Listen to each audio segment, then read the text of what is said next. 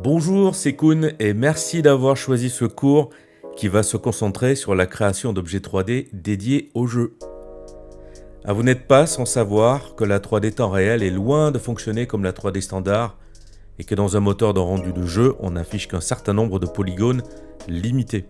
Alors, il est vrai qu'à l'heure actuelle, le nombre de polygones n'est plus vraiment un problème en soi. Là où il y a 20 ans, nous étions obligés de construire des personnages en 800 polygones par exemple. Aujourd'hui, nous pouvons aisément en utiliser beaucoup plus. Et je me souviens d'un concours que j'avais réalisé pour 3DVF à l'époque, et ainsi que d'un travail de refonte de personnages pour le jeu Unreal Tournament 2004. Ah, vous voyez, ça date, ça ne me rajeunit pas. Bien, j'avais énormément de restrictions concernant le nombre de polygones que je pouvais utiliser. Et également, au niveau des UV, le mapping était très compliqué, il fallait tout faire à la main. Aujourd'hui, on a des outils pour ça qui font ça automatiquement, et c'est ce que je compte vous montrer également. Néanmoins, ce n'est pas parce que nous pouvons investir 80 millions de faces dans une seule jante de voiture que pour autant, on doit placer tous nos pions dans une simple roue. Et il y a peut-être des manières plus intelligentes de réattribuer un nombre de polygones à d'autres éléments d'une même scène, par exemple. Et je pense en particulier à une scène d'environnement qui nécessiterait énormément d'éléments et d'objets, comme un garage par exemple, où il y a énormément d'outils à disposer, des étagères, des voitures, etc. Donc un studio de création sera toujours très heureux que vous ayez au préalable réfléchi au nombre de polygones que vous utilisez dans vos objets, ne serait-ce que pour pouvoir en utiliser davantage dans un seul et même environnement.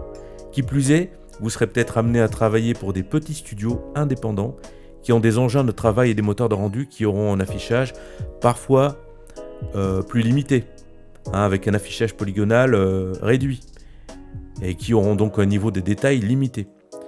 Et pour toutes ces raisons, il est justifié qu'on s'attarde sur ce sujet en essayant de s'exercer à réaliser des objets dont le nombre de polygones sera forcément limité, ce qui nous pousse en termes de réflexion dans des retranchements inhabituels, mais qui en termes de création ouvre également des nouvelles portes. Eh bien, c'est ce que je compte vous proposer ici en modélisant ce vieux gramophone pour lequel nous nous baserons sur des références. C'est un objet intéressant parce qu'il combine énormément d'éléments différents, que ce soit son pavillon qui ressemble à une trompette, du disque, difficile à modéliser dans le sens où nous serons obligés de préserver sa rondeur et à la fois retirer des polygones ailleurs pour compenser. Et on aura également le coffre, la manivelle, des bouts de métal avec des formes aléatoires qui seront toutes intéressantes à aborder dans la manière dont on va les modéliser. Et on va mettre tous les outils nécessaires pour cela à notre disposition. Bien entendu, les matériaux et les textures sont très importants dans cette histoire, puisqu'elles feront 70% du travail en termes de réalisme et de véracité de votre objet. Car à présent, nous avons des textures normal map qui vont afficher des détails qui ne sont pas vraiment là.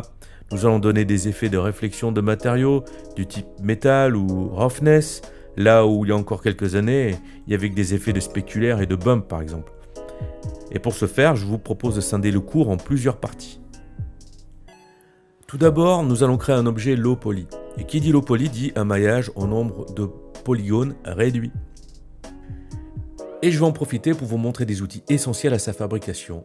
4 à 5 outils qui vous seront absolument indispensables, quitte à pouvoir vous passer du reste de ce que peut proposer Blender.